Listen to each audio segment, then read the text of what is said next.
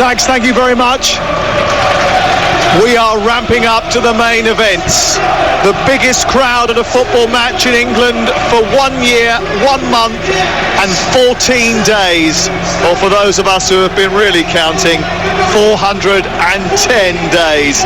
If last week was good, this week is better. 8,000 supporters of Tottenham Hotspur and Manchester City are back at Wembley, socially distanced, but with a noise that makes them sound incredibly close. Welcome back. If this week has taught us anything, it's not that football without fans is nothing. We already knew that. It's that football fans are the masters and they can make anyone listen. Last week, Pep Guardiola still had a quad to aim at. Now, Pep is looking to become the first manager to connect 4. No boss has ever won the League Cup 4 times in a row. Pep is the ringmaster, but Ryan Mason has the cane. 9 days after suffering an injury that Tottenham feared could end his season, he is back to try and help them win their first trophy in 13 years. Ryan Mason's no stranger to a League Cup final, and as he takes his seat in the Tottenham dugout, looking resplendent in a navy blue suit, he will remember that he started the last time Tottenham featured in one. In the same 11 as Carl Walker, who's on the opposite side today, as Eric Dyer, who starts in his team today, Harry Kane, and captain Hugo Lloris. Our referee is Paul Tierney. We have the VAR back in Stockley Park, Andre Mariner, and we have 2 captains who have decided that they will switch ends, and in the first half now, Tottenham Hotspur will shoot from right to left towards their supporters.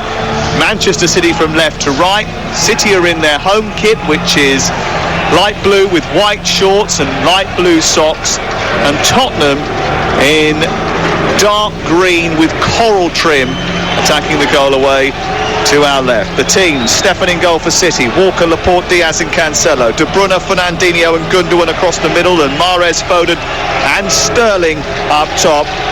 For Tottenham, it's Hugo Lloris, Aurier, Alderweireld, Dyer and Reguilon on the back 4, Højbjerg and Winks, then Lucas Moura, Lo Celso and Son behind. Harry Kane in attack. That's some noise. It feels like a long time since we've heard that. Listen to that soundtrack. It's real. It's authentic. It's football fans. And this is the Carabao Cup final of 2021.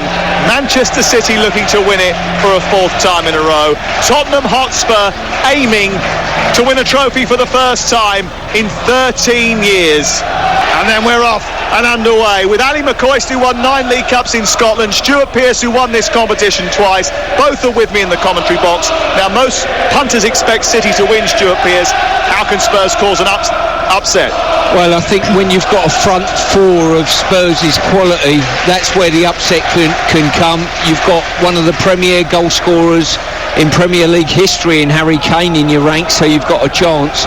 Interesting as well, just need to make the point, Spurs won the toss and have turned Man City round because the sun is very, very low coming into Stefan's eyes here, and you can see the long shadow. And years gone by, goalkeepers used to wear caps. They don't tend to do that anymore, do they? No, but they certainly wore them in our day, Stuart. But I think you're right. I was going to say, Sam, I knew I missed fans. I totally understood that I missed fans, but I probably never understood just how I missed them until 5 minutes before kick-off there. Because I'll tell you, what a racket, what a noise. 8,000 fans, wonderful to have them back. And I'm just hopeful, and I think we'll get a game that they'll be very, very proud of. Spine-tingling stuff. Here is Fernandinho aiming to win this competition for a record 6 occasions. Sends it wide to the right, hugging the touchline on this near side. Midway inside Tottenham territory is Mahrez. He runs square into the middle, then chops back. He's being tracked by Winks. It goes back into Fernandinho and then picked up by Gundogan, and the early pattern of the game is Manchester City in possession. Across by Cancelo, into the box, too high, over the head of De Bruyne, and it runs out of play and away for a goal kick. Pep Guardiola's got a terrific record in finals. He won 11 of the 13 finals that he took part in with Barcelona. He won all of the finals he played with Bayern apart from the German Super Cup, which is a one-off game, and he has won every final so far with Manchester City. Remarkable. I mean, it's staggering. The statistics there, Sam, that you just rang out is absolutely phenomenal. I mean, let's be quite frank about it. We're dealing with one of the best coaches of all time here, you know. And I think the wonderful thing, and I mentioned it earlier to Sags, the wonderful thing is he knows he wants the Champions League. He knows he wants to win back the league title from Liverpool. But he shows this competition and all competitions the utmost respect. We spoke earlier about Sterling potentially playing as the number 9. Manchester City at this moment in time haven't got a number 9. They've got 2 number 10s in De Bruyne and Foden, with Sterling on the left-hand side and Mahrez on the right-hand side. So difficult then, isn't it, for the 2 centre-backs to know who to mark, who to engage. Alderweireld, one of those centre-backs for Tottenham, hooks it over his head and tries to clear it. Trying to pummel it back down the left side was Cancelo. It goes straight out of play and away for a goal kick. Away to our right. That's where the Manchester City fans are, in the corner of the ground, just overlooking the corner flag, and alongside them all the big canvas banners that are covering the red empty seats in the bottom tier. The boys in blue will never give in. We are City, Super City. A big blue and claret flag as they wait to see Lloris take the goal kick. He kicks it long up over the halfway line. The Tottenham fans cheer away to our left-hand side. Lots of flags draped on empty seats in the second tier, but it's City who are coming forward, and Foden's found Sterling skating to the edge of the area. A challenge by Serge Aurier, and he went down Sterling and he had a quick glance up to poor Tierney. The referee said play on. Lucas Moura has brushed off the ball over on the far side, just left of the centre circle, and it was Cancelo who perpetrated a foul which is given by poor Tierney. Gundogan's not happy about it, but it's a Tottenham free kick. A really good turnover of possession there, and Sterling should have done better. He's tried to fashion the ball on his right hand side instead of shielding it away from the retreating defender. I don't think he realised just how quickly Aurier was getting back at him. Good defending at the same time. This feels like a different world. It's amazing, isn't it? It really is. Yeah, it's a special environment we're in today, I think. Listen to the noise of the supporters, the fans. Last week we had a group of people inside this stadium for the FA Cup semi-final, but this is different. This is your raw football fan spilling out emotion. Here is Walker over the halfway line, played in a League Cup final for Spurs. He moves the ball infield and then sends it out to the left, and Laporte. All these chants that are coming out now, they haven't been able to do this for over a year. And that's probably adding to the spectacle as Stefan comes out of his goal, 10 yards outside the 18-yard box, prods it forward into Fernandinho. Kane closing down. How fit is he? Is he going to get through 90 minutes? We'll keep an eye on him, obviously, as the game progresses. We played 5 minutes, and the occasion at the moment sweeping us through as the ball is picked up by Walker, right side, goalless on TalkSport in the Carabao Cup final, looking for Mahrez, who just saunters into the right wing position. It's a little bit too heavy from Walker, and it goes behind and away for a goal kick. Here's Ali McCoist. Spoke about it before, Sam Stewart. He's doing it again. Cancelo, as soon as Manchester City get the ball in the back area, he leaves that left back position and he's into a kind of hold and roll in the middle of the park to give them an extra man in the middle, and boy is it effective. Eric Dyer, I think, maybe just gave a few of us a heart attack as he tried to play the ball from the 6-yard box from a goal kick to one of his teammates, but almost gave it straight to Kevin De Bruyne. And he really did get away. I mean, I'm all for playing out for the back and being brave, but it can leave you on the edge of your seat at times. And if you're a football manager who's only 29, seeing that in a cup final, I'm sure it's kept Ryan Mason interested. He has said that he's only been getting 2 or 3 hours sleep a night. I don't think that's going to help. That'll get less and less as he stays in management, don't worry. 6 minutes that down as a long lie.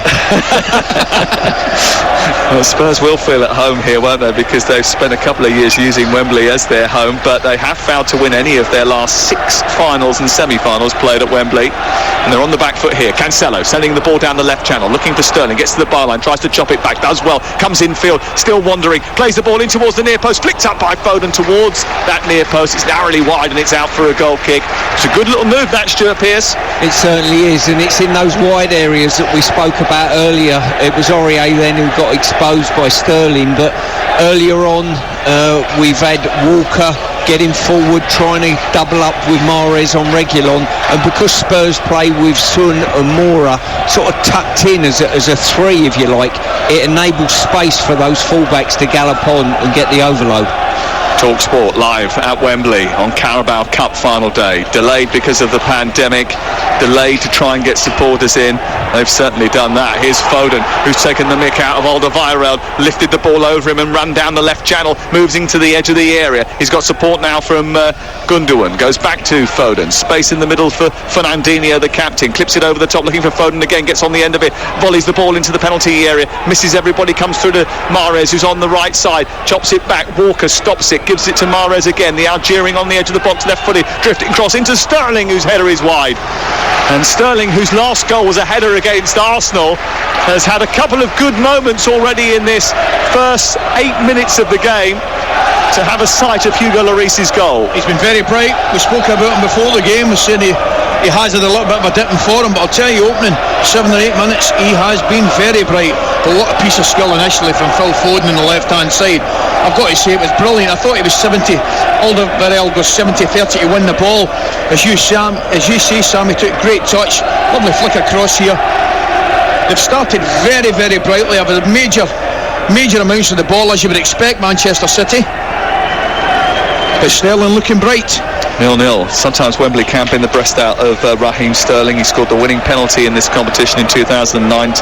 Scored twice in an FA Cup final of the same year. The Community Shield, he was on the score sheet for the opening goal. He scored a hat-trick in March 2019 here for England against the Czech Republic. He was recently on the score sheet here in the World Cup qualifier against San Marino. And looking for his first goal since February. This might be the place that he comes to get it. 9 minutes gone. Goalless on Talk Sport.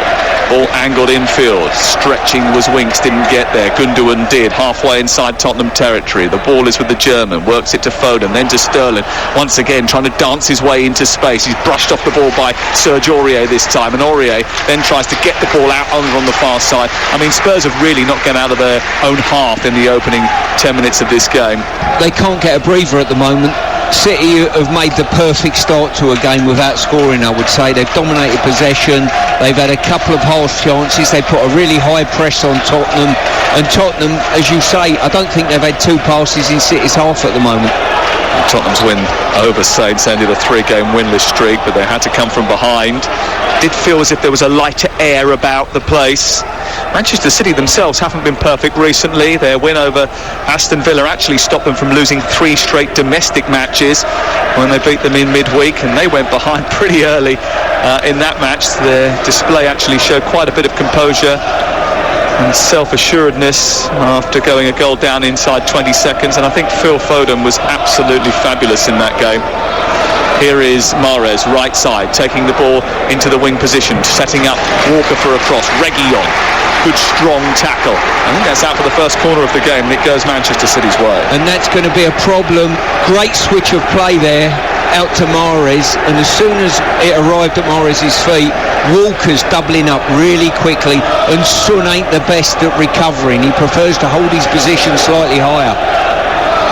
Corner to be taken on this near side in front of the Manchester City fans, all standing as they wait with anticipation as to what Mahrez can conjure up from this first corner. Joining in the box is Diaz, and Laporte in there as well. It's drifted towards the far post. It's clawed away by backpedaling Lloris. I don't think there was any real danger, but he wasn't to be sure as to who was behind him. Sterling was behind him. He's retrieved the ball. He's darted into the box. Lovely little run, trying to get to the byline. Across steps Lucas Moura and just guides it out of play, allows it to run out of play, and it goes away for a goal kick away to our right-hand side. 0-0, 11 minutes gone. Well, it's been bright, hasn't it? Bright start for City. Just touching on something Stuart said there. I think from City's point of view, guys, if you're playing down the left-hand side, I think it's vital you can get a switch of play as quickly to Mahrez as possible, because you certainly want him left with the space to run into against Reguilon in a 1v1 situation. If you get out, you don't get out quicker, they'll have time to double up, perhaps get Reguilon a bit of support, but if you get out quick to him, Mahrez on a 1v1 situation in that position, the right hand side, will be vital for City moving forward. Ryan Mason standing inside the technical area all on his own, but he's being backed up by Chris Powell, Nigel Gibbs and Ledley King. And Chris Powell just went out and spoke to Ryan Mason and said to him, push Reguilon out towards this near side from the goal kick a little bit more, and you could see Ryan Mason immediately react to that and call Reguilon over towards the touchline. Here on the halfway line, City are in possession. Goalless on TalkSport in the Carabao Cup final. We'll bring you both Champions League semi-finals this week live on TalkSport with Manchester City and Chelsea in action. Here's Mahrez skating towards the edge of the box. A diagonal run to the edge of the penalty area and an overhead pass, which is just a little bit too fierce for Kevin De Bruyne, and it goes out of play and away for a goal kick in Spurs' favour away to our right-hand side. Hey, Stuart mentioned it earlier on there. You get somebody, a willing runner like Kyle Walker. He knows he'll maybe make 20, 30 of those runs, and he might get used maybe 3 or 4 times. But it's so unselfish and vital for City moving forward. And every run he makes going forward, soon's got to make a counter-action going backwards. Yeah. Foden. Gundogan after a quick turnover in midfield. This from a Spurs free kick. Sterling now trying to get into the wing position is De Bruyne. Was there an offside there? It's taken a while for them to decide. It goes out for a corner, and no, it isn't going to be an offside, despite the fact that that was what Højbjerg was screaming for, and it goes out for another City corner. Raheem Sterling, he's top of the league, is the chant from the Manchester City fans away to our right. All of the match so far has been played in that half of the field. Away to our right side, we're almost level with the edge of Zach Steffen's 18-yard box, and he's just been watching as well as the ball comes in towards the near post. It's away by Højbjerg, the first man, and he's just trying to cajole his troops, raise their level a little bit. Quick throw, Foden read it, comes back to Sterling, inside the box, turns, fires, great block by Eric Dyer, and it's cleared away by Tottenham. Great chance for Sterling. Ball back towards the right from Fernandinho. They're on the attack again, Manchester City. Sterling with the best chance of the game so far, and it came about for some quick thinking from Phil Foden, who made a lovely dart down the left and then set him up for a chance which was blocked by Eric Dyer. Here is Mahrez on the right side, trying to get into an advanced position, pushed back by Spurs, and they go to the halfway line. What a chance, Stuart Pearce. It certainly was. Someone has not told Sterling he's not playing particularly well at the moment, because he's not got that memo. He's been outstanding, I think, in his early stages. He's got his towel up, and it was only a fantastic block by 2 Tottenham defenders that kept the ball out of the net. Fernandinho, midway point of the Tottenham half, swings it out wide towards Mahrez. A left-footed cross is deep towards Sterling, and well, I don't know whether or not he should have left that, because Cancelo was coming in behind him, but it's helped behind and away for a goal kick. Tottenham fans just trying to raise the level of their team, because at the moment, Ali McCoy, they're being suffocated by Manchester City. Oh, they've been swamped opening 15 minutes, really bright, and you just think on occasion like that, you know, Cancelo, he's got to be screaming at Sterling because he's coming into the back post with an opportunity. But how bright were they with that quick throw in there to Foden? What a created a chance for Sterling there. Really bright. Well, if you remember rightly, there was an occasion when these two met back in November. Manchester City conceded twice to Spurs that day. Things were a lot rosier then for Jose Mourinho, but that was a display completely of defensive nous, dedication, the intelligence to know when to strike on the counter, and a bit of Donald Duck. So far, they haven't been able to counter anything. They are on the back foot here, Tottenham Hotspur, and they're in danger of getting absolutely flooded by Manchester City blue shirts every time Pep Guardiola's team has got the ball. The only thing you've got in Tottenham's favour is the fact of when the ball ends up in Man City's box, if it ever does, you've got a man like Harry Kane that needs one touch to score a goal. Well, he hasn't had a touch yet, has he? No. Phil Foden slaloms down the right, crunched by Lo Celso. Free kick on this near touchline for Manchester City. Portini, the ref, is being beckoned to give a yellow card, but it was actually Reguilon who went into him eventually after Lo Celso tried to tug him back. It was a little bit agricultural, that, from Sergio Reguilon. It's a yellow card all day, agricultural. It completely blocks. It is. And things like that change the course of matches. Yeah. You know, that should be a yellow card. Yes. All of a sudden, Reguilon, after 15 minutes, has got his hands full, and you're on a yellow card. You can't touch anyone then. Let's not talk about what is and what isn't the card today, eh? No. still raw. It's an open wound at the moment. Free kick for Manchester City. Inside Tottenham territory. De Bruyne standing over it. He will hit it right-footed, arcs it towards the penalty spot. Same towards Fernandinho, doesn't quite get there. Half cleared by Tottenham. Little flick by Lo Celso. Chance to break now for Spurs. Son, Lo Celso over the halfway line. Was there a foul there on the halfway line? There was from Kevin De Bruyne, and the referee is going to pull it back for a Spurs free kick, and they're going to have the ball on the halfway line. I've seen 2 body checks now in the game that have gone unbooked, and you know as well as I, a lesser offence that's coming next will get booked. Well, it happened last week in the semi-final, didn't it, between Chelsea and Manchester City, where Fernandinho had 1 or 2 little bites of Mason Mount, ended up at one stage, just checking to see if his cheekbones were okay with his studs, and then Reece James gets booked about 5 minutes later. Consistency, isn't it? It's about game management. I think if you spoke to a referee about it, they would say, well, they let 1 or 2 go, try to keep the lid on things, and then if things seem to be bubbling over, then they will issue a yellow card. But it doesn't look great in terms of comparisons, does it? Here is Alderweireld, midway inside the Tottenham half. 0-0 the score, and Tottenham will be delighted with that. I think we're on 17 minutes or so at the moment, and Harry Kane's had his first touch of defensive header in his own box. Oh, do you know something, Pearson? That's what I was going to say to you. I find that rather strange. Spurs get a free kick on the halfway line, an opportunity to get up the park, and they take it short and go deep. Coming up the park now with Sergio Reguilon bursting into opposition territory. Kane drops off into a deep position, plays it back to Winks. Now it's out to the right. Aurier with a cross into the area, looking for Kane. Headed away by Diaz. A little flip behind, and it's out for a corner. The first corner of the game for Tottenham Hotspur. 0-0, a chance to create something, and they've actually been in the Manchester City box. Absolutely, because the one thing they do when they get the ball in wide areas, they'll put it in the box and ask a question of the City defence. I think even the Spurs fans now, it's relief for them that they've got up this end of the pitch. It's the first time they've seen them.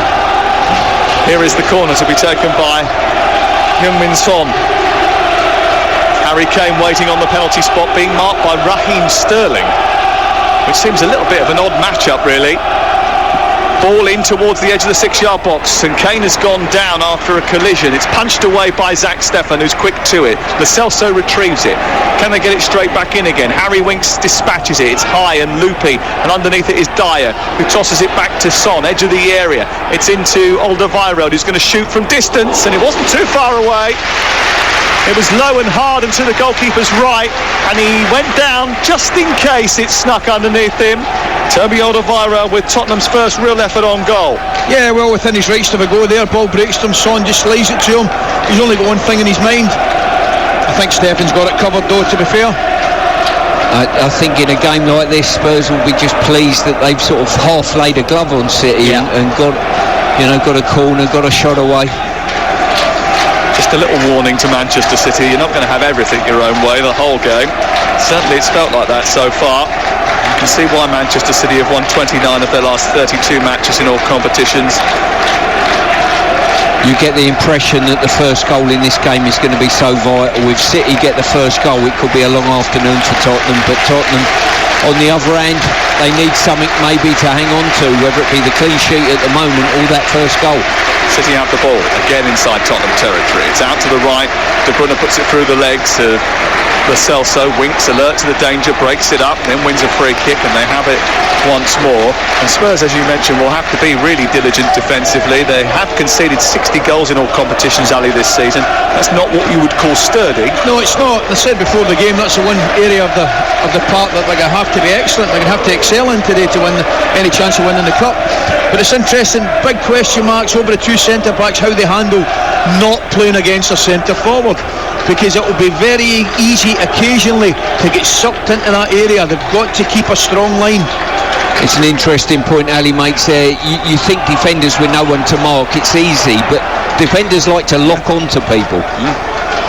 Here's Mahrez, edge of the area. Tottenham played out from the back, gave it away again. It's turned over too cheaply, and here come Manchester City with Gundogan into the area. Tries to exchange passes with De Bruyne and succeeds, then twirls away, still fighting to get some space in the box. It's cleared by Alderweireld. Comes back to the edge of the area. De Bruyne is brought down. It's a free kick to Manchester City in dangerous territory, precarious territory.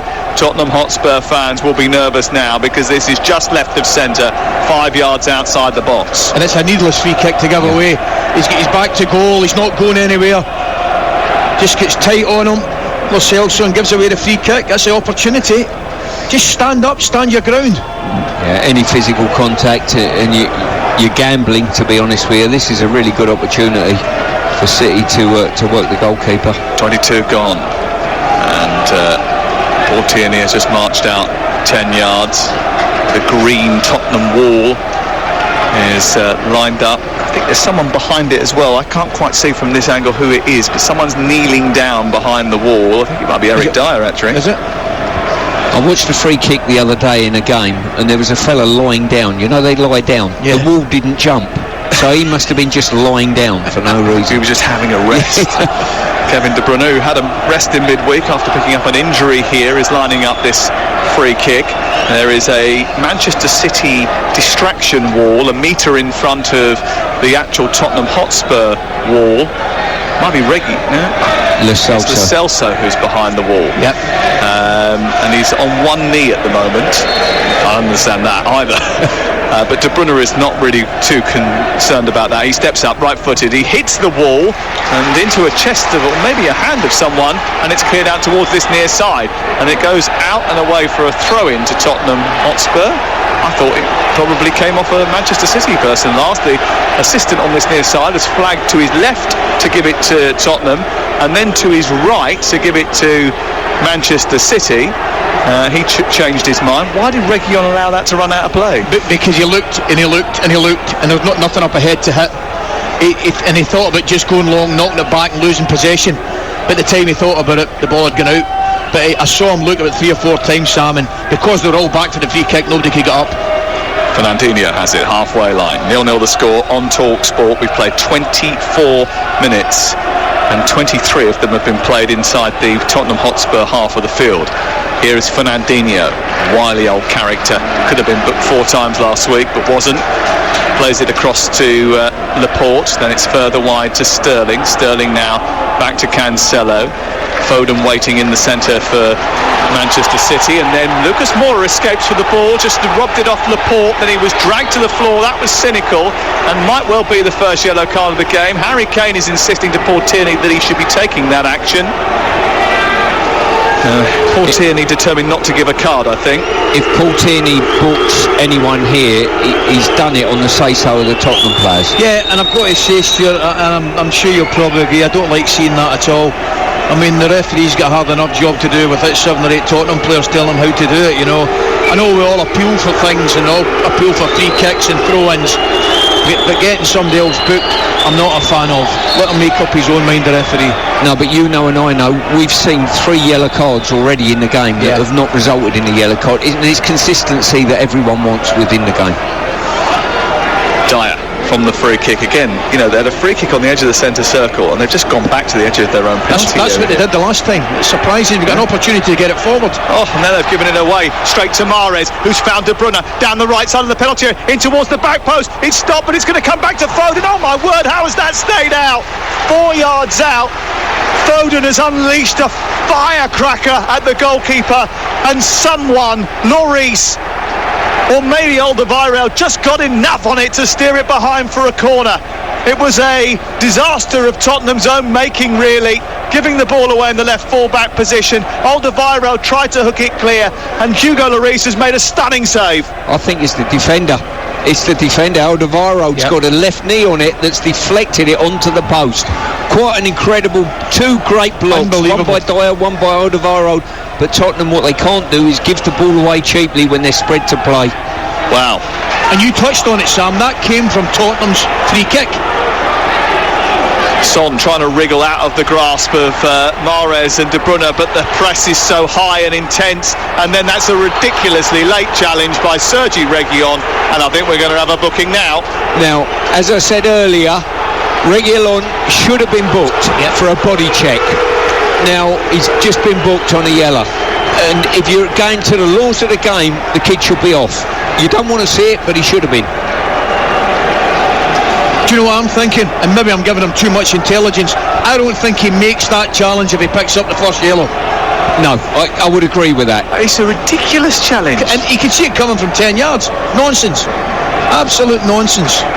Oh, the free kick has been given to Manchester City, and it is pretty much like a hockey short corner. It's midway between actually they're taking it back a little bit further, so it's arguably better than a corner because it's a couple of yards back from the byline, but it's essentially right on the touchline on this near side, the right, down the side of the penalty area, and a chance to whip in a ball.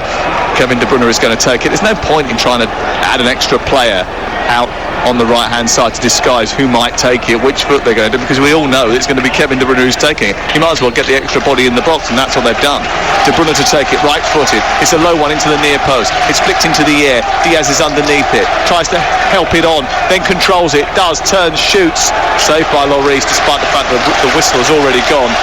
And Tottenham have a free kick. Gareth Bale warms up down in front of us, and you can hear the reaction of the Tottenham fans. Dele Alli is there as well. And Tottenham Hotspur hanging on for dear life at present. And Hugo Lloris and Alderweireld, in fact Alderweireld, as you mentioned, with the fantastic block, was the one who kept it out.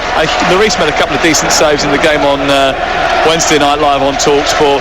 And that defence that has been so leaky over the course of the season so far has held firm, but you get the feeling it ain't going to last much longer. Here's Højbjerg on the halfway line, out to the left, a chance for Son to attack, down the Tottenham left onto Reguilon, who's just been booked. I mean, his delivery was poor and he'd never really found himself in control of the football. He's now out of position, and Manchester City can come forward at a rapid pace, and De Bruyne goes over the halfway line, swivels and plays it square to the balletic Foden, then on to Gundogan, infield to Fernandinho, who sizes one up from distance and misses from 7 yards, or misses by 7 yards, and it goes well wide of the goal away to our right, and it's out for a goal kick. Stuart Pearce. Well, the only thing you can say in Spurs' defence at this moment in time is they've kept a clean sheet so far. Not sure how, but they have. As long as you can do that, you're still in the game, you know. And at this moment in time, if you're Ryan Mason, you're thinking, just get me to half-time, clean sheet, and we'll work from there. But at the moment, City have been fantastic. Touches in the box, City 12, Tottenham none. There you are. If you're going to find out about how difficult management is, be Ryan Mason at this moment. His head will be whirring. What do I do to stop this onslaught?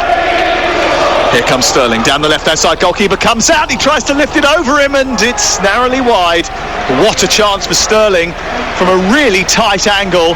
Again, Tottenham switching off, and Sterling racing away down the left-hand side. He got into the 18-yard box. Hugo Lloris, all in bright orange, comes careering out, and from a really tight angle, Raheem Sterling steers it just narrowly wide of the upright. I need to be honest with you, I think Fernandinho was trying to play it into Foden and he overhit the pass, but the acceleration from Sterling was absolutely lightning quick, and he's very unfortunate. He does the right thing, he just lifts it over Lloris, but unfortunately for him, round the wrong side of the post. I got the feeling that he might have heard a little bit of chatter about the fact that he hasn't been playing very well and is determined to prove a point here. Ball sent into the centre by De Bruyne on the right side. It's cleared away by Tottenham, touched by Kane, takes it away from Laporte. He charges to halfway, and Laporte says he got the ball, but the referee says he didn't. In fact, it was Diaz who says he got the ball, but he didn't. And Diaz is going to be booked, I think, here by Paul Tierney. Diaz is pleading his innocence. The free kick has already been given. The City fans are up in arms. The Tottenham fans want a yellow card. By the way, folks, this is what it's like at a real football match. You don't get a moment to think for yourself. You get told how to think by the supporters. Two things, Sam. The initial piece of skill from Harry Kane was absolutely out of this world. The way he flicks it over the head of the defender. I think Diaz got the ball there, Piercy, I've got to say. He not only got the ball, it was absolute perfection. Yeah. He didn't get Harry Kane either. It was an absolute... He comes from the side. He comes from the side, takes the ball, gets his left foot round Harry Kane and hooks it away. He doesn't even make a touch on the England captain. Now, this is where the game is so difficult for referees. We've had 3 incidents where I think should have been a yellow card. Was he booked there? No. He wasn't. He was allowed off. Well, fortunately, the referee got that one right then. Apart from the fact that he gave a free kick. Decision. 32 minutes gone in the Carabao Cup final. We're having fun. Hope you are too. Thank you for joining us. You're listening to Talk Sport. Somehow it's still goalless. It's still goalless thanks to Eric Dyer and to Toby Alderweireld, both of whom have made absolutely terrific blocks in this game. One from Phil Foden. In fact, both from Phil Foden. And as a result of that, Ryan Mason can still look at the big, gigantic scoreboard away to our right, and it can still read Tottenham Hotspur 0, Manchester City 0. Ali McCoist. I've got to say, guys, I mean, the wonderful talent on the pitch, but key to the performance so far has been Tottenham's level of defending. Absolutely magnificent. We're correctly patting the back for De Bruyne for the skill, Sterling for the skill, Foden for the skill, but equally defensively, Piercy, that block was sensational. Yeah, they're all last gasp blocks though, Ali, aren't they? You know, that they're not good defending per se in the last third. I've seen Sterling the wrong side of Aurier on too many occasions for them to get away with this on a long-term basis. I spoke to Toby Alderweireld on Thursday, and he was telling me, you know, how collegiate the sort of approach has been from Ryan Mason. They sit there and debate about it. He's close to the players, he said, so we sit and talk about how we should be doing it. He said, but don't be fooled, he is the boss. If he decides this is what we're going to do, this is what we're going to do, and we're behind that.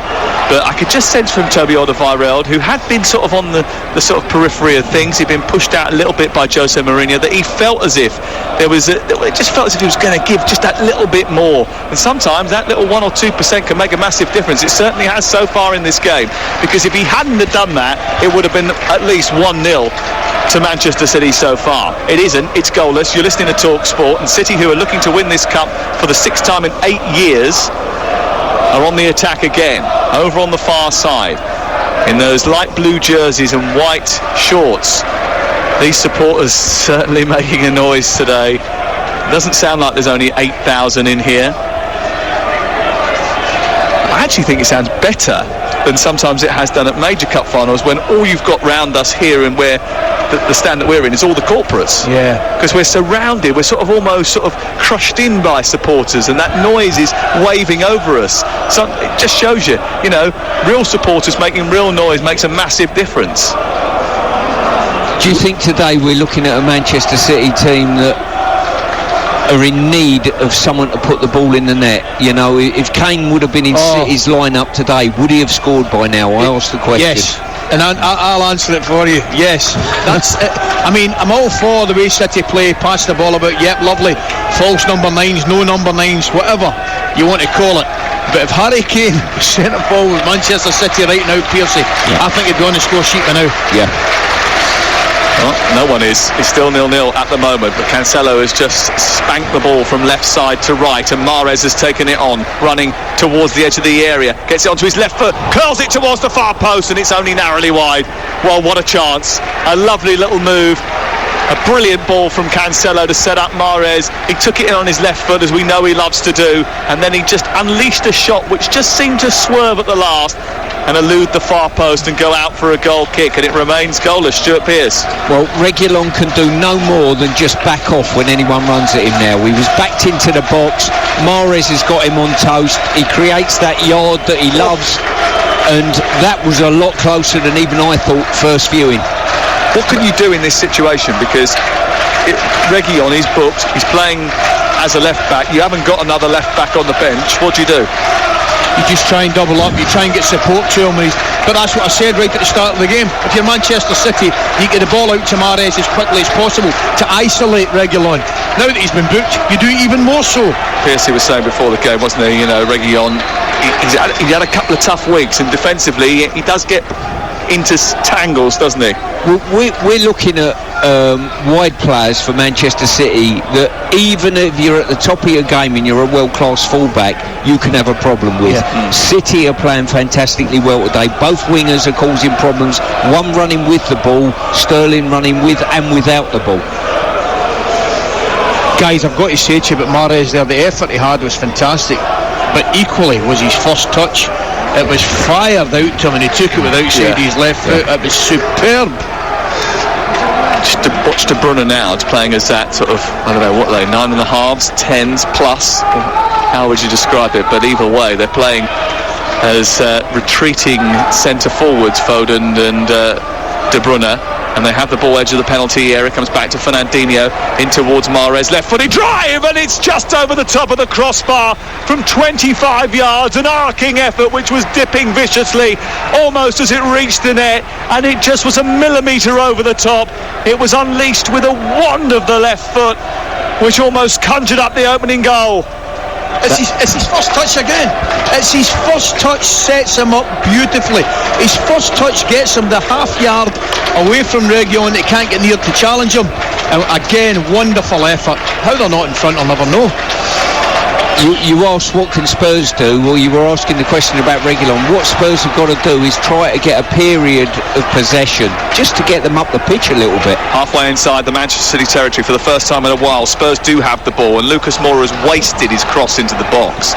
It's cleared away. Spurs got it back. Giovanni Lo Celso has it, exchanges passes with Lucas Moura, goes to the right. It's with Aurier, who looks to bend across into the penalty area where there was no one apart from Harry Kane. It cannons off Cancelo and goes out for a throw-in to Tottenham, perpendicular with the edge of the penalty area that they're attacking away to our left. They're on the right as they look at it. The Manchester City left. They go backwards rather than forwards to try and keep a spell of possession. They know that they've got 8 minutes to go before half-time, and they are lucky to still be level in this Carabao Cup final at Wembley in front of 8,000 supporters, noisy supporters that have been frustrated by their lack of live football in the last year. Son trying to run in behind, lovely touch as he brings it down and away from Laporte. There's no one bursting a gut to get into the centre, but now Aurier is joining. Son's got it. Lucas Moura's in the centre, so is Harry Kane. It takes a deflection, goes behind. It's a Tottenham corner, and the Tottenham fans cheering as if they've just had a fantastic shot on target. But it's the first time they've done it. It's the first time. I know it's a long ball and it may be alien to what you want to do, but you're turning the Manchester back four. You're getting yourself up the park. You're getting yourself a corner kick, and they've turned them. Harry Kane won't do it necessarily as well as Son, but Son can peel into those areas in behind fullbacks and turn the Manchester City defence and get them a set play. Sometimes it's the hardest thing to do in a game. You know, when you're defending for long periods of time, to actually take an extra touch, play out and be confident playing out, you just want to get it from back to front as quick as you can, and that's probably the worst thing you can do.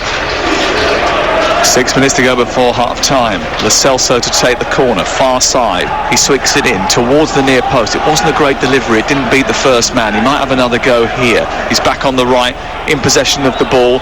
Needs to try and thread it into a path for Lucas Moura, who wastes it. Gives it straight away, and De Bruyne brings it up towards the halfway line. And once again, Højbjerg coming across to shut down a ball which, if it had managed to thread its way through towards that far side of Mahrez, they were in massive trouble there, Tottenham, because their line was high, there was space to run into behind the defence, and Mahrez would have absolutely capitalised on that. You've done well on picking up on that, Sam, because if that ball would have gone beyond Højbjerg, it's 2-on-1, and you've got a real problem on your hands then. 5 minutes before the half-time whistle, and Tottenham hanging on in there towards the far post. It goes, and Sterling's behind, and he could pull the trigger but doesn't quite manage to do it. It flies beyond him and goes out into the City fans, and it's another goal kick, and it's another missed opportunity. Listen, that might be the pass of the season. That's ridiculous. That is absolutely ridiculous. Don't get me wrong, the run's brilliant. The run makes De Bruyne's mind up. But how he can put, and it has to be in a sixpence, it's got to be in a sixpence, just drops over the centre-back's head. unfortunately for Sterling, just the wrong side of him. What a pass that is. That was just a quarterback's pass, wasn't it? It was so good, it was incredible. Sterling started to go, but I don't think he realised the pass was going to be that good. Hugo Lloris has taken about 15 minutes to take this goal kick, and Paul Tierney's just turned around the room and said, "You can't start time wasting now, pal, come on." There's a long way to go. 5 minutes before half time. But look, all the while it's 0-0, all the while that Tottenham are level in this game, there is a chance, a puncher's chance maybe. Here's Sterling trying to take it down the side of the pitch, but he's just run out of room and taken it out of the perimeter of the playing surface. It's away for a throw-in in the right fullback position for Tottenham Hotspur. 0-0 the score here. Manchester City with more shots than a student and freshers week so far, but haven't sunk any of them. No, I tell you what, they've been a joy to watch. They really have. But you've touched on it. Listen, have you ever look at the scoreline? The most important thing is nothing each. Tottenham will be sitting, Ryan Mason will be sitting praying they can get to half time, and we've spoke about it before the game. Another 20 minutes, keep it at nothing each. You know, Gareth Bale warming up, Dele Alli, get boys like that, can possibility to come on. So if they can reach the break level at nothing each, they'll be absolutely delighted due to the domination that Manchester City have had of the football. I think if you've got a sense of humour and you're Ryan Mason now, when you get your team in the dressing room at half time, you turn round and your first words are, right, we've got them exactly where we want them now, lads, let's go and win the game.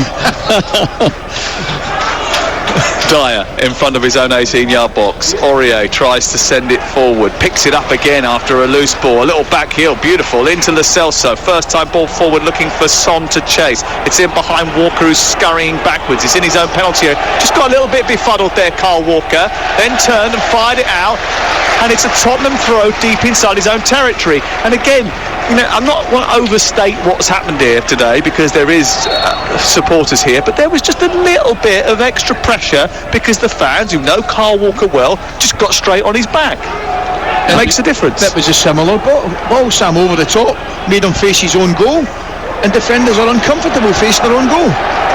Lloris is uncomfortable facing Kevin De Bruyne, who's facing him down and threatening to pressurise him. He then elevates the ball out towards this near side, goes straight out of play. Ryan Mason just comes out to the edge of his technical area, hands rammed into his pocket of his dark suit, very well tailored suit, says a few words to Sergi Reguilon, and we're underway again. You're listening to Talk Sport. Manchester City had a bit of a bonus today, didn't they? Because Manchester United drew with Leeds United as a result of that, and they'll need less points now to get over the line and win the Premier League title. They're with us next Saturday on game day, Crystal Palace down at Selhurst Park, as they look to get closer and closer to lifting the trophy. Then they face Chelsea. You're not implying that was in any doubt, Sam, are you? It certainly wasn't in any doubt. Hasn't been in doubt for a very long time. And all that talk in the first half of the year of this fantastic title race has become a distant memory. 44 minutes gone. Well, it sounded like a great title race when we just didn't let City play a couple of games.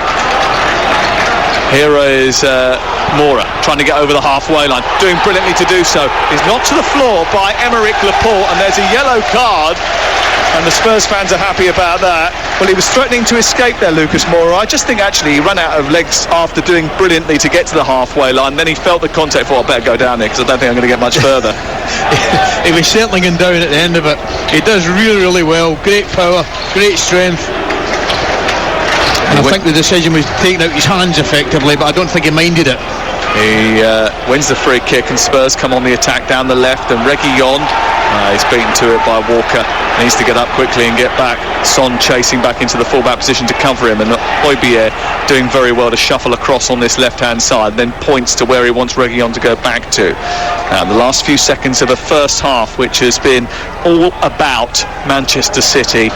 Opportunities for Foden, two of them both blocked by Dyer and Alderweireld in that first 45 minutes, and we've got just one added at the end of the first half. It's now with Walker out to the right of Mahrez. Mahrez just trying to weave his way to the edge of the box. He cuts in, plays it along the floor. Cancelo, Sterling's with him. Cancelo goes for goal. Lovely flying save by Hugo Lloris towards the near post as Cancelo was looking to it, curling the ball in, trying to get it beyond the Frenchman, who dived and fingertipped the ball around the post and away for a corner late on in the first 45. Oh, it's brilliant. He opens his body up, Cancelo, as if he's going to slew it into the far corner and then comes back across it. I'm actually not sure it's going in, but it's a great save from Lloris, who doesn't know that, obviously. Yeah, it was a great save. I think it's either Varald or Dyer who got across and probably shielded the vision of Lloris. Here's the corner in towards the far post. Dyer getting ahead of Diaz, and then it breaks inside the box after a Laporte header. It's hooked away by Harry Kane, and that is the last action of the first half. A first half which has been on a knife edge for Spurs. The Carabao Cup final finally poised. I don't know how. 24 points separate these two in the league, and at times it has certainly looked like that, but the scoreline is even and Spurs are hanging on in there thanks to blocks from Dyer and from Alderweireld and a couple of misses from Sterling. At the break, it is Manchester City 0, Tottenham Hotspur 0. Manchester City have won 7 previous League Cups, Spurs have won 4, and Tottenham have already beaten them once this season. Spurs have also won all 3 previous meetings in this competition, although the last of which came in 2007, well before any of the current employees of all of these teams were involved. Lots of the papers evoking memories of that previous cup final in the FA Cup of these two in 1981. Ricky Villa scoring that goal. A whole generation of football fans will probably have to look that up on YouTube. In truth, I was only 3 at the time, but usually games between these two over the years have been entertaining and full of goals. So far, not one.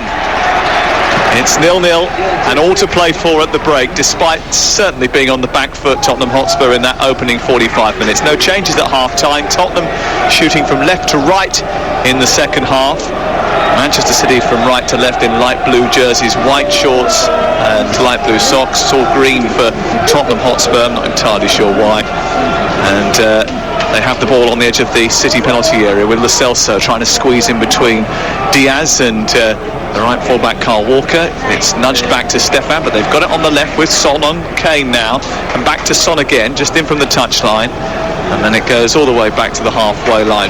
They made a big play about turning Manchester City round, Stuart Pearce, and having Zach Steffen with the sun in his eyes in the first half, but then didn't really make the most of that, did they?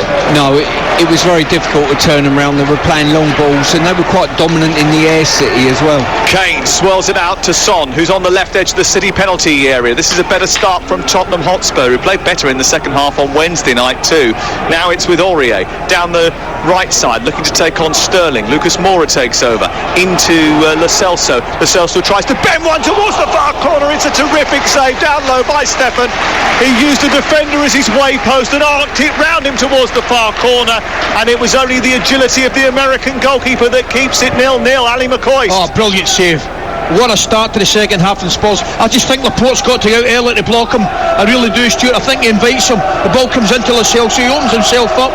I think he's got to go out quicker, but I'll tell you what, it's keeping in at that far post, and it's a great save. Yeah, it was, with just a little bounce in front of the goalkeeper, just to add to the problems the Cat had there, you know. But his angle of approach was slightly wrong. It just opened the goal up, really, for a left footer. Here is the corner in towards the near post. It bundles around after a jump which sees Diaz head it into his own player, but then City pick the ball up and run it clear, and they go charging over the halfway line with Raheem Sterling steaming through the middle, engaged by Aurier. He turns it left to Phil Foden. Bit of space for Mahrez, even more for De Bruyne down the right, cuts in on his left foot, and then the tackle brilliantly comes in from Lo Celso. He might have hurt himself in the process, and the ball goes out over on the far side. The referee stops the game to check that he's okay. Lightning counter-attack from Manchester City. I gather there was an incident in a game yesterday where a follow-through on a shot kicked another player, and that seems to be what has happened just here. Oh, I didn't hear about that. I'm just looking at the replay there. Yep, there it is. That's a sending off offence. A clear sending off offence. De Bruyne on his follow-through has just kicked one of the Spurs defenders. Do you know something? As crazy as it sounds, he's got a point. I mean, it was a ludicrous sending off yesterday, of that there's no doubt. But he definitely caught Reguilon there with his left. That was a lot worse. I know. Well, the VAR isn't checking it for some reason. I don't know. It's slightly Before we get any further, two wrongs do not make a right. Andre Mariner is the VAR today. He is no Peter Banks. Here is Alderweireld. Lo Celso, I think, is okay, and he's up and moving again. Ball is cleared by Alderweireld, didn't catch it right, goes straight out of play. We had an instant impact first 3.5 minutes at the start of the second half. I'll run through the 2-11s. Manchester City with Stefan in goal, made a terrific save from Lo Celso. Walker, Laporte, Diaz, Cancelo, De Bruyne, Fernandinho and Gundogan, Mahrez, Foden, Sterling. That's their lineup. Tottenham, Lloris in goal, Aurier, Alderweireld, Dyer and Reguilon, Højbjerg and Winks, and it's Lucas Moura, Lo Celso and Son behind Harry Kane in attack. Tottenham ably assisted by their supporters today. Manchester City similarly away to our right hand side, lots of light blue jerseys. I came down the train from Manchester yesterday with a couple of Manchester City supporters talking about all the checks that they had to go through. Wednesday PCR test, lateral flow test just before they come in, and then another PCR test early in the week in order to see what the event has done in terms of spreading COVID-19. It is a vehicle that the football authorities are using to try and get more supporters back into grounds. It certainly feels much better, that is for sure. And we've got a game that I don't think we necessarily thought we were going to have. Manchester City have dominated the ball, they've dominated the shots on goal, but Tottenham Hotspur have started this second half with a little flurry, and they have the ball now on the halfway line, and they're certainly in this. 0-0 the score. Kane twirling on halfway, takes it away from two City jerseys, then plays it down the left, and moving forward is Reguilon. Now on to Son. Son needs a bit of support. Reguilon provides it back to Kane, who's dropped deep. He's now midway inside the Manchester City half. He flies it out to the right looking for Aurier. Aurier takes it down. Good build-up play this by Spurs. Kane doesn't necessarily get straight into the box. He waits and hangs on the outside edge of the penalty area. He's got it again now. Son just in front of him. Still Kane has it. Centrally he goes to Winks. Winks switches the play again out to Aurier. There's more space out there, but the ball wasn't great from Winks. Too heavy, and it flies out of play on this near side, and it remains goalless. Here's Stuart Pearce. It's quite incredible in football, the importance of getting to a half-time when you're under pressure with a clean sheet. This game, I wouldn't say City certainly haven't come out with the same intensity as they had in the first half, and I'm just looking at the position of Cancelo. He's holding his width now. He's been told, I think, at half-time, if you go in and supplement the midfield, that's too congested. Stay out wide and you'll get plenty of space. Got it now.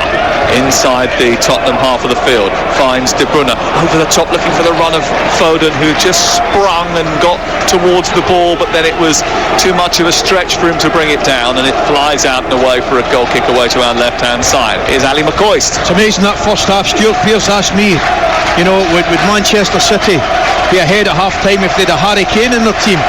And I answered the question by saying yes. Then I looked at the Manchester City bench, and they've got not a bad finisher in Sergio Aguero on that. So, you know, it's an interesting team selection. I'm already looking at the benches. I mentioned Spurs in the first half. Bale, you know, somebody could go and easily win a game, but there's no shortage of talent in the Manchester City bench to go and win a game also. Well, there's all sorts of speculation about what Manchester City will do in the summer, and who they will buy, who they won't buy, whether they will even bother to buy a striker, bearing in mind they've got such plentiful resources of players who can play in those false nine positions, but that's only worth progressing with if they're scoring goals on a regular basis and winning games. You would argue over the course of the season that is the case, and you would expect at some point for them to fashion another chance from which they probably will beat Hugo Lloris. But this is cup final football, and in cup finals fairy tales happen. Storylines are woven that you wouldn't expect to see.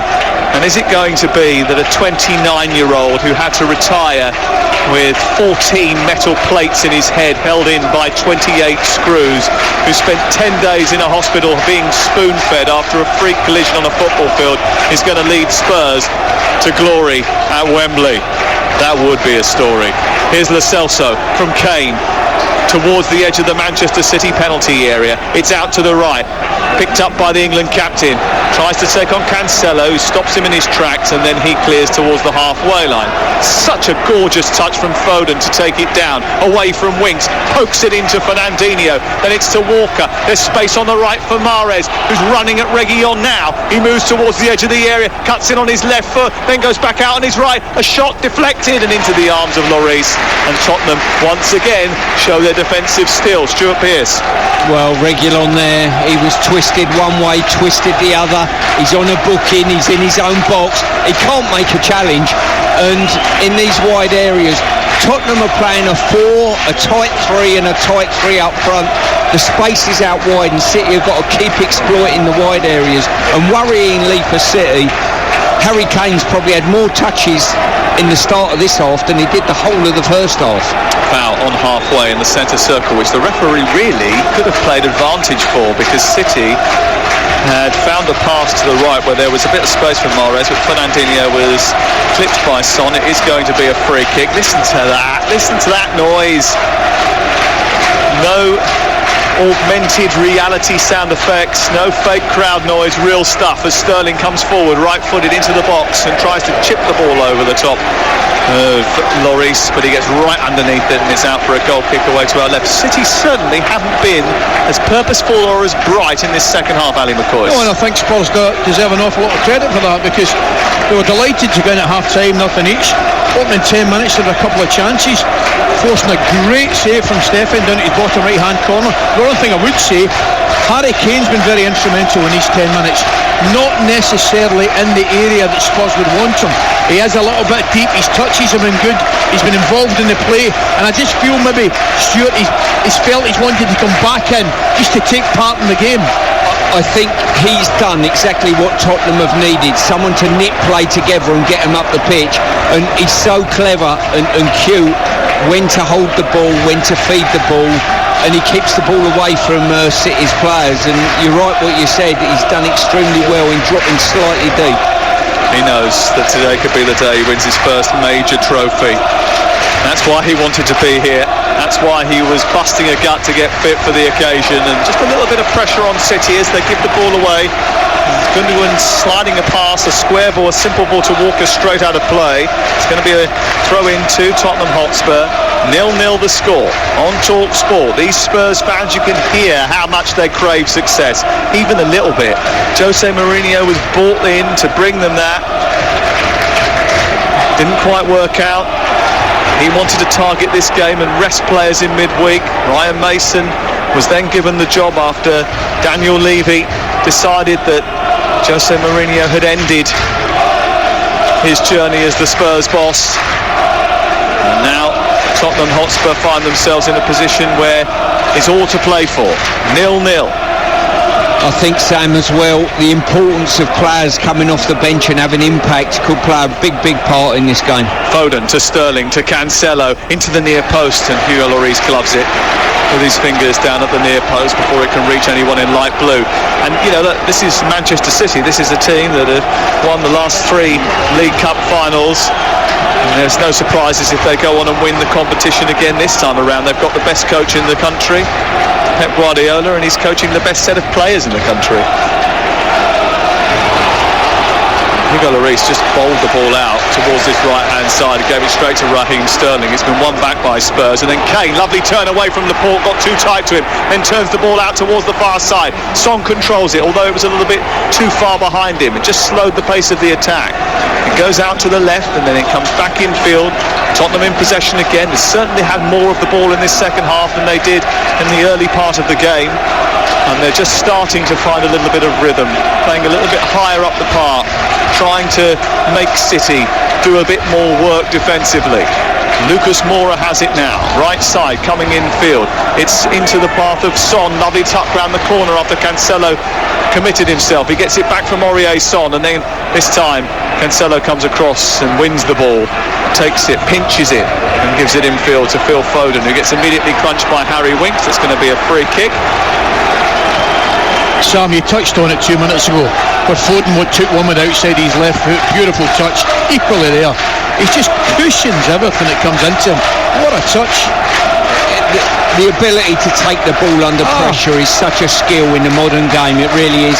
Both De Bruyne then and Foden, and slightly before that, a whole phase of Tottenham's attack and probably 15-20 touches all started because Harry Kane had the presence of mind to knit the play together. TalkSport at the Carabao Cup final. We've got 2 Champions League semi-finals for you. Brand new series tonight at 9:30 with Chelsea Grimes in the chair. Tomorrow, breakfast, Ali McCoist, newly promoted Troy Deeney. I think you're going to have to put up with a lot of chat from him tomorrow. I've got a feeling I'll be giving him a right good listening to tomorrow. And Laura Woods as well in the chair from 6 o'clock tomorrow. Fernandinho gets a yellow card for bringing down Højbjerg. And Fernandinho, I think, probably the most likely player on the pitch to get booked today. Just a little clip away from Kane, and then Højbjerg tidying up, and then a nudge from Fernandinho, and he's in the book. We could have had 6 or 7 yellow cards. We've only had 3 so far. Well, we could, and I would put a case up for all the yellow cards that have come, and that one included. I don't think that's a yellow card. I think he's done whatever he could. There's nothing to get out of the way. Yeah, I agree. And this is the understanding of the game, I think, at times that frustrates probably players and coaches alike. Well, you and I were having a conversation beforehand about yesterday's decisions. Aurier's given the ball away in a dangerous position to Sterling, who's gone into the box and he's running towards goal and just loses control at the last moment. Aurier getting back there, but that was dodgy and dicey as they try to play out the back in the right full-back position. And once again under pressure from Sterling, Aurier has surrendered the ball back to them. Lovely turn by Son on halfway. He moves towards the left side of the centre circle. He plays it square, but it's an imprecise pass cut out by Cancelo, and City have got it back again. The game's getting a bit stretched now. We've got a game. We've certainly got a game. Almost going from one end to the other. You attack, then we attack, although Manchester City attacks usually last a little bit longer. 15 minutes gone in the second half, so we've hit the hour mark in the Carabao Cup final of 2021. Manchester City have the ball again, taking it past Aurier. Is Cancelo now into the box, tries to pull it back, clips it through the penalty area. It's just over the head of Sterling, falls to Mahrez inside the box, takes it down neatly.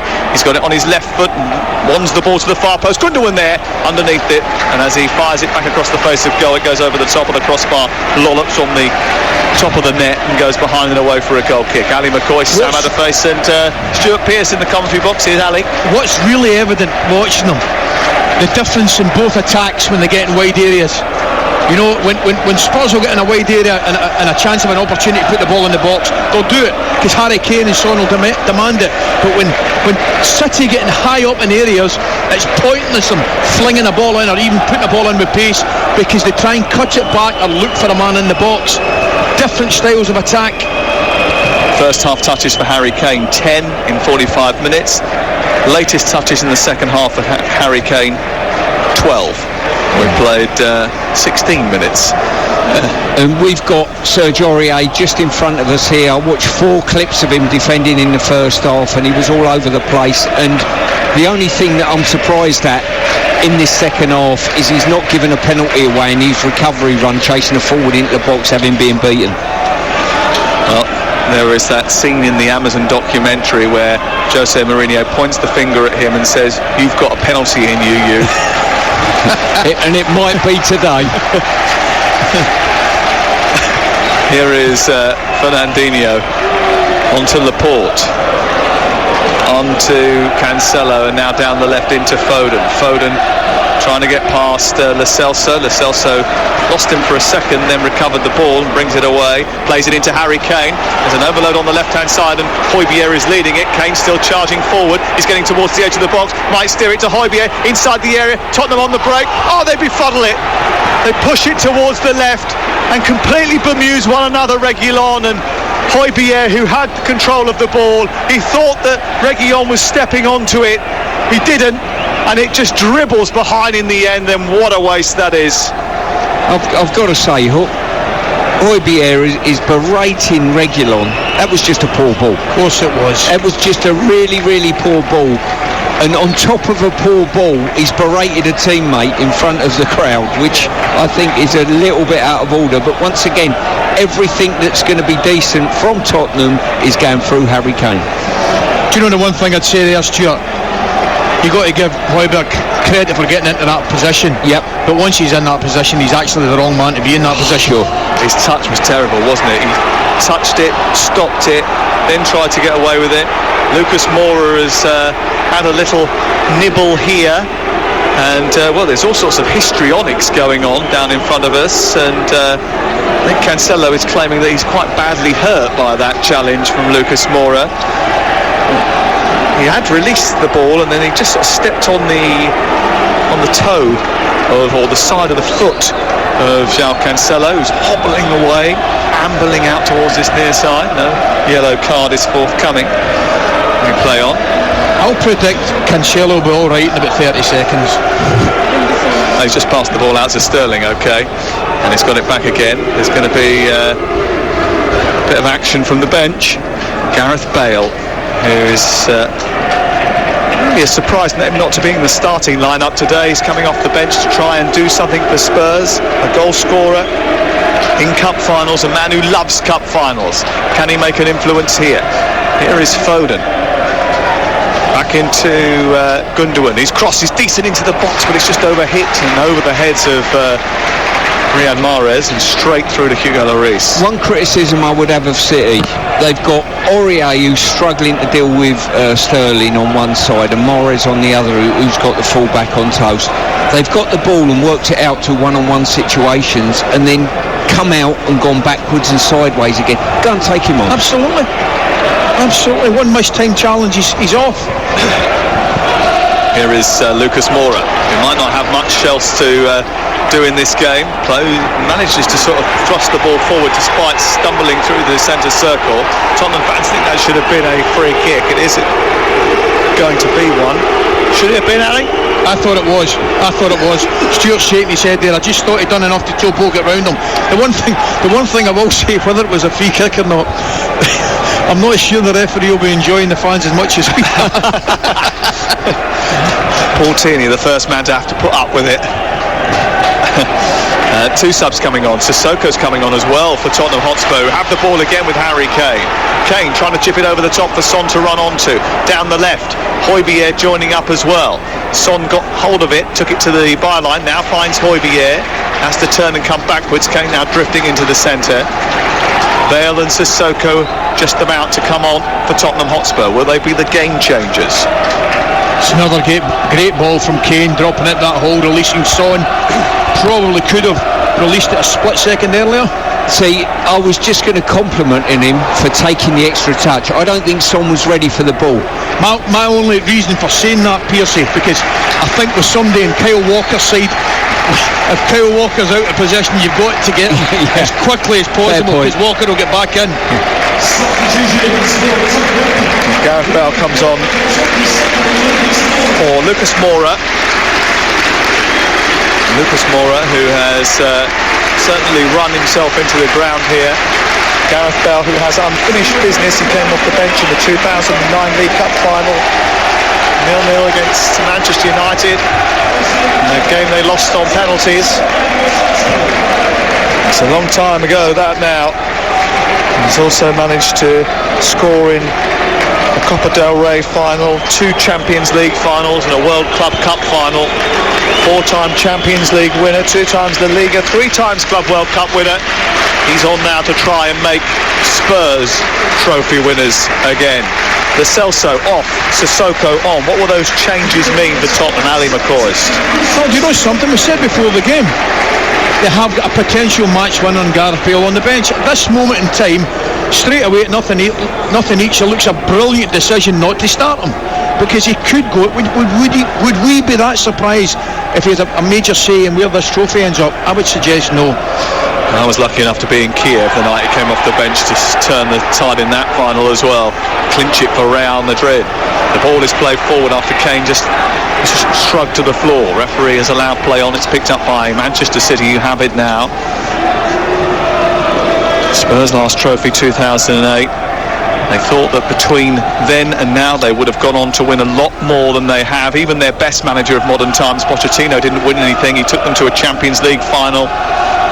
Moussa Sissoko was unfortunate in that, conceding a penalty early on. What Tottenham have got now is raw pace either side of Kane, so that if they can keep supplying the ball into Kane and getting Son and Bale running in behind City's defence on the turnover of possession, they've got every chance. 0-0, TalkSport, the cup final in the balance. Two teams going at it with all to play for still as Mahrez goes down the right, cross prodded behind by Højbjerg. I did tell you earlier on that Troy Deeney and Michael Dawson will be joining you and Woodsy in the morning, Ali. Excellent. I was delighted to say that Arsenal legend Thierry Henry will also be on the show. What show tomorrow? He's going to talk about the upcoming 4-day social media boycott by the EFL, Premier League, WSL, after personally stepping away from social media platforms last month. Here is De Bruyne trying to clip the ball towards the far post. It's too heavy and it's out of play on this near side. So that's tomorrow morning between 6 and 10. Woodsy with Troy Deeney, Michael Dawson, Ali McCoist, Thierry Henry. And Thierry will be on around about 7:30 in the morning. Just in time to bring in the bacon sandwiches. Here is the goal kick away to our left for Tottenham Hotspur, who are still very much in this. Hugo Lloris, who said that in the build-up to this game that a trophy can save their season. You don't want to think about what happens if they don't win it. 20 minutes to go.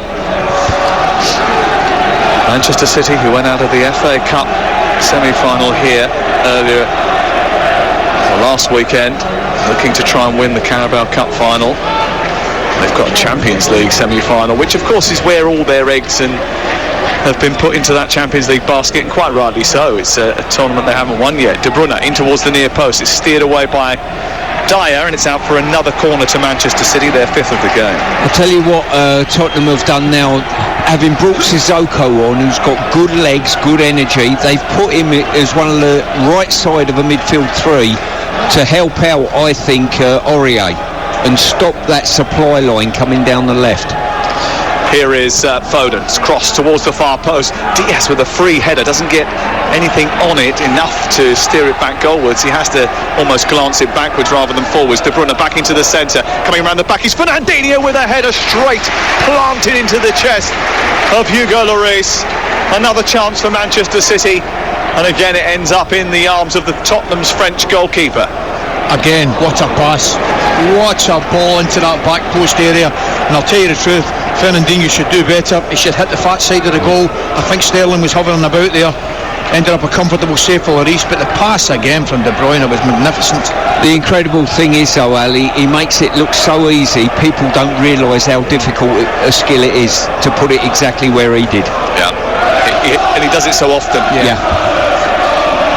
The pass in the first half was as good as anything I've seen in a long time. It really was. The Tottenham fans have just had another collective heart attack as the ball was bowled out to Eric Dyer, who faced up with Kevin De Bruyne, decided to do a Cruyff turn inside his own penalty area to take it away from him. He did get away with it.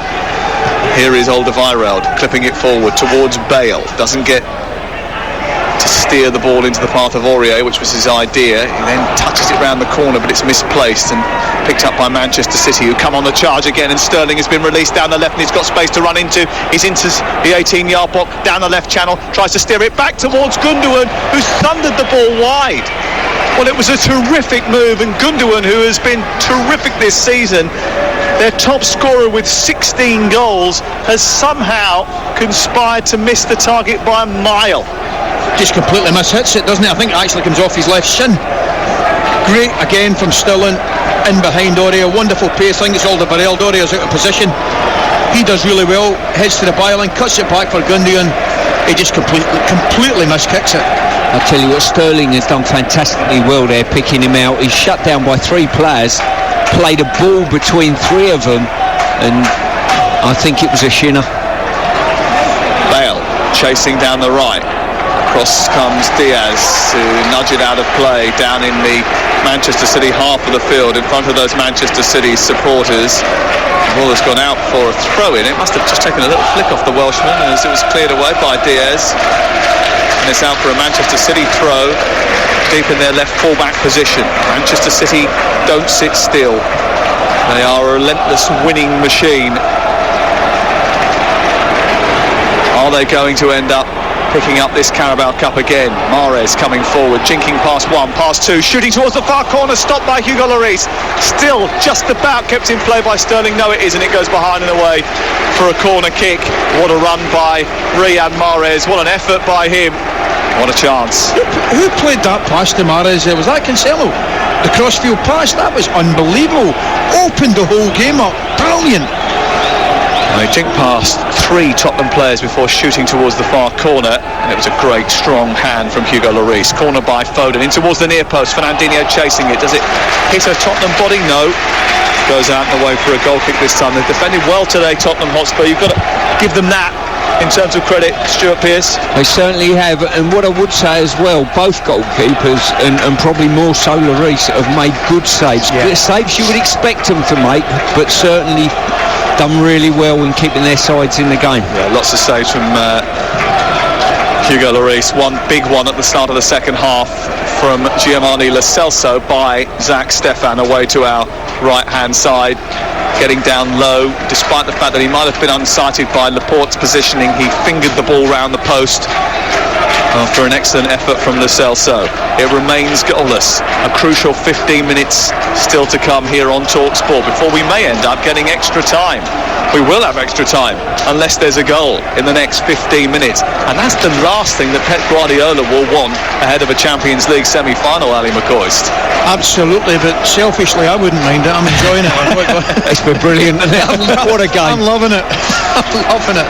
Yeah, I think we can probably put up with it, and I'm sure there's 8,000 others that might fancy it too.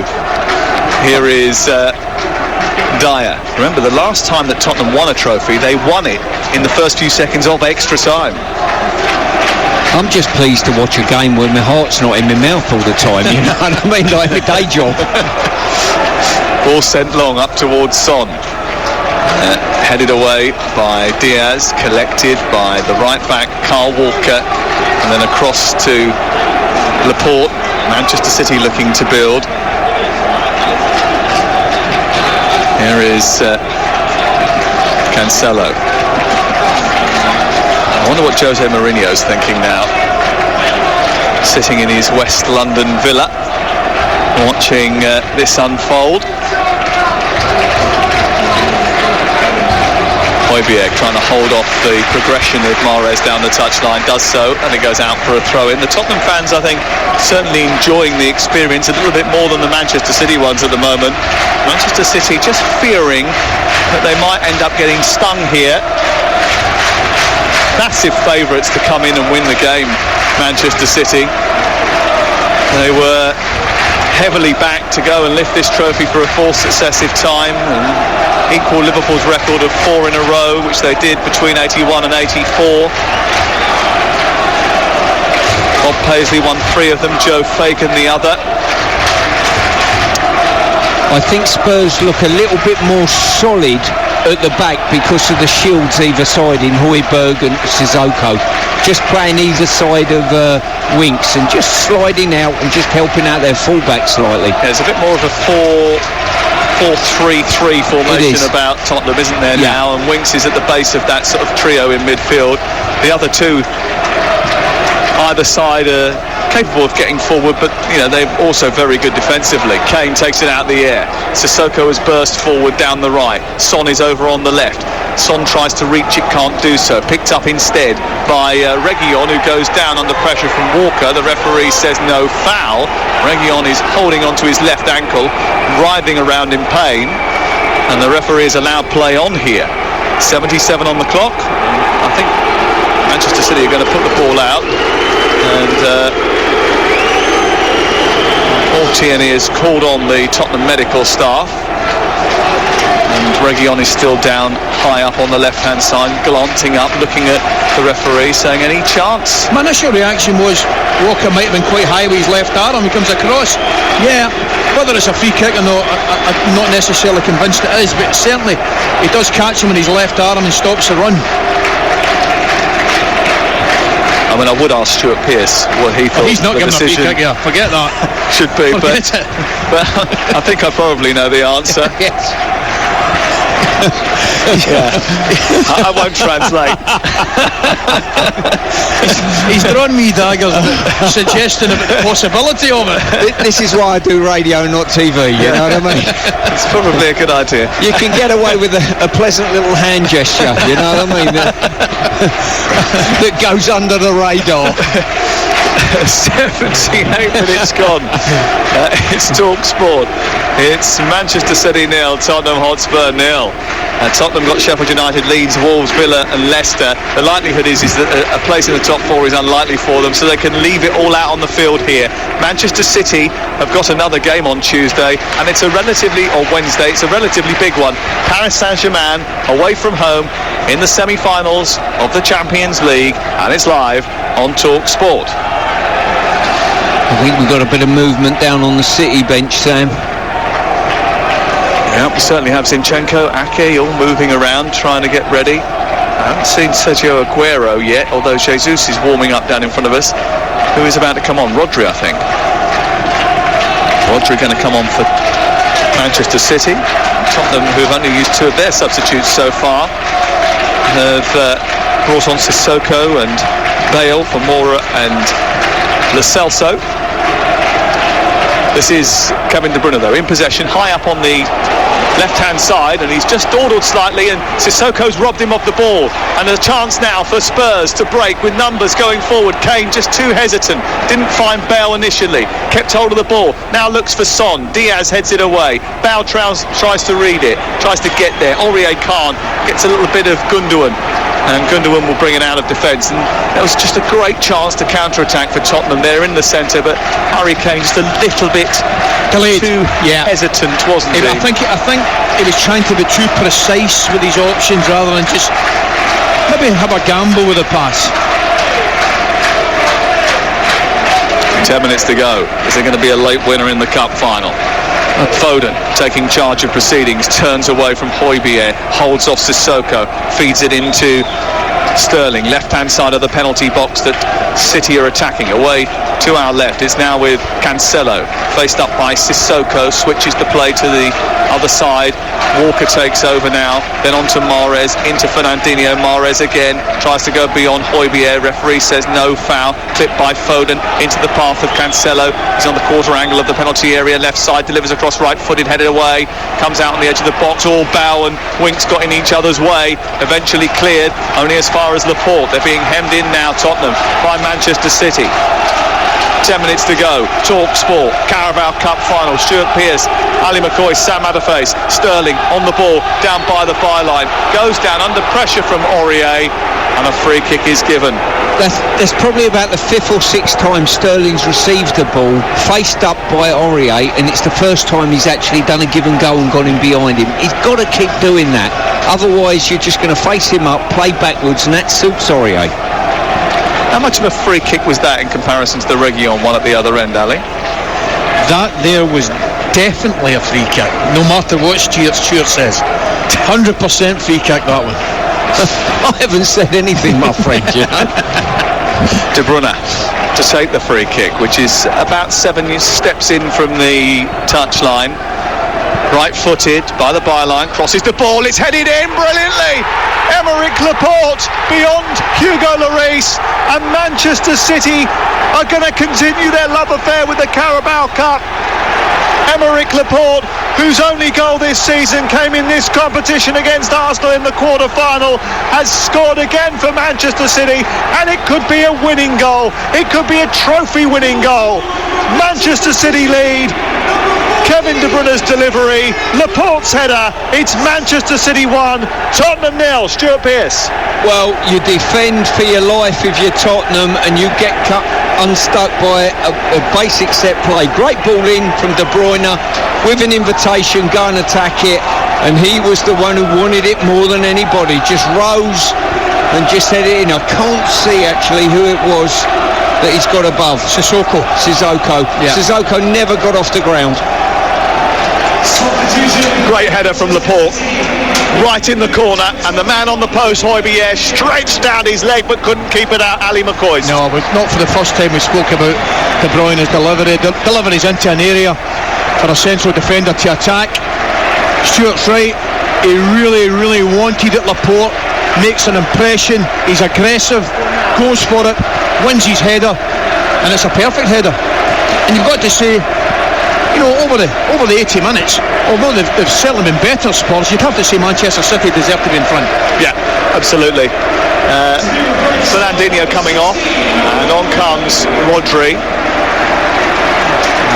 The referee here hasn't restarted proceedings yet. There's going to be another change. Højbjerg's coming off, Dele Alli is coming on. Manchester City, who love this Carabao Cup, they love winning at Wembley, are in front with just 7 minutes to go. Tottenham Hotspur have thrown on Dele Alli now to try and conjure up an equaliser, but it's been a difficult evening for them. Yes, they've been better, as Ali said, but Manchester City have had domination on the chances, haven't they? It's been interesting to watch both sets of supporters. We're sat near enough, closer to the Tottenham fans, and they've been the one that have been in full voice of recent minutes. Prior to the goal. It's the City fans who've got a bit nervous, having all the game near enough, certainly the first half, and failed to score. Here's De Bruyne charging into the penalty area, trying to get beyond the defender. Left-footed drive, blocked by Alderweireld, comes back to Sterling. It's just a little bit behind Mahrez, and it's cleared away. It's another good block from Alderweireld once more. Laporte gets it back to his goalkeeper. Bale sprints forward, tries to cause him a problem. It's away by Zach Stefan, won by Sissoko. Referee says play on. Sissoko's got hold of it. He's nudged to the floor. Referee wants more action, doesn't want to stop the game. Gundogan sends Sterling down the left channel. He's got Foden in the centre, trying to get up with him. Sterling comes in on his right foot, shoots, it's blocked, and it's cleared away. The game's certainly opening up again now, and Manchester City are trying to put their foot to the floor, but here comes Spurs with Sissoko up to the halfway line, thunders the ball forward, looking for Son, away by Walker, and then cleared out to the far side. It's a Tottenham ball on the halfway line. Two tremendous blocks again from Alderweireld. First one from De Bruyne, second one from Sterling. I've just seen De Bruyne signal to the touchline that someone's, I think, injured and coming off, and I think it's De Bruyne himself. Now this will be interesting going forward and for midweek. Aurier has beaten Cancelo to the ball, needs a good delivery. It's not a good delivery. Comes out as far as Bale. Bale on the edge of the D, recycles it to the left. It's collected by Son. He pushed it too far in front of Reguilon. It goes across towards the edge of the 6-yard box. It's thundered away by Diaz and out to the far side. Spurs know they're running out of time. 86 minutes on the clock. What's happening with Kevin De Bruyne? He's coming off. He's coming off to be replaced by Bernardo Silva. He signalled to Pep straight away, Sam. You know, I think he's got a slight injury of some description. And he's given the captain's armband to Raheem Sterling. Well, if he has got a problem, that doesn't bode well for Wednesday night's game live on TalkSport. We've got both Champions League semi-finals for you, Tuesday, Wednesday night, Europa League on Thursday night as well, both on TalkSport and TalkSport 2. Ali McCoy, what are you thinking? I shouldn't be thinking ahead to the next game, but this one's still in progress, but I'm watching him coming off there. It's not that right foot again, is it? Like it was last week when he landed awkwardly here at Wembley. It certainly looked that way. He certainly came off gingerly. You just hope from City's point of view that it's just something that he's felt, and he decided he's not going to take any chances with it, Sam, but not good. But getting back to the opportunity that Spurs had, Aurier was in a great position to put a good delivery in, and it was a poor delivery. Yeah, dreadful. And not that it was given a warning, but Aurier giving away the free kick, which led to Kevin De Bruyne curling that ball in for Laporte to simply head home. That assist for Kevin De Bruyne, he's 20th for club and country this season. You'd have him in your team every time if you could. Bale flicking the ball on, Kane chasing, Stefan comes out of his penalty area and smashes it upfield. Sterling outpaces Aurier, and Aurier, under all sorts of trouble, falls over and just about manages to hook it behind and away for a corner kick. 88 minutes on the clock. Manchester City lead Tottenham Hotspur by a goal to nil, and Tottenham look as if they're staring defeat again in the face at a major cup final. It's going to take something special now, Sam. Sterling again, ball over the top, tremendous acceleration, and all of a sudden the ball is exactly where Manchester City wants it. I think he's been outstanding today, Sterling. So do I. I really do. Aurier's had murders with him. He really has. Foden in towards the penalty spot area, headed goalwards again, just narrowly wide this time by Laporte, who got another big header on that. Cleared away by Lloris, wants to get it up the park, very sharpish, up towards Son and Dele Alli, but hasn't quite reached it. It's cleared away, and Manchester City are coming on the charge again.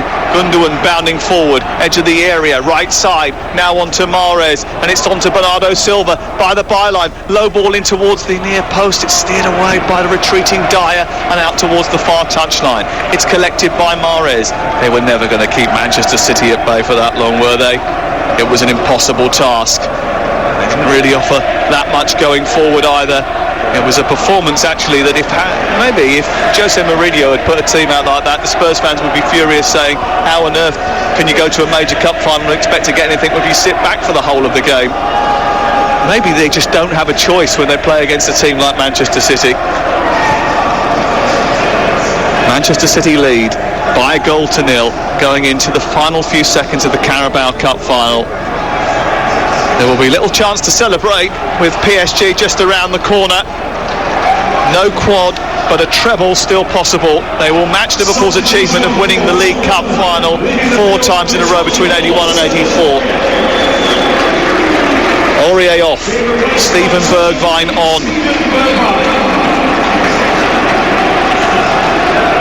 The last throw of the dice. I think Spurs have just gone to a 3 at the back potentially now, with Reguilon still pushing on as a full-back.